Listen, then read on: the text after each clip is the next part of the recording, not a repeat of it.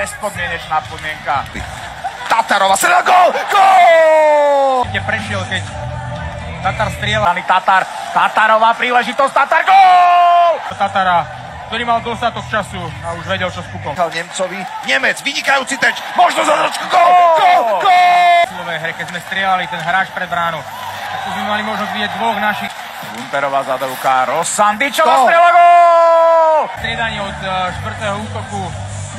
Slavkovský, vynikajúco Slavkovský, šanci, možnosť, gól! 1-1, výborný forček. No a prihrávka na Lauricena a predsa len dostávame gól. Gól. A Takáčová strela, dorážka Nemca, gól! Tých hráčov ani nemohli prestriedať. Slovensko-Dánsko, Regenda dáva gól! Na toto si už... Hrali ho ale všetci naši hráči.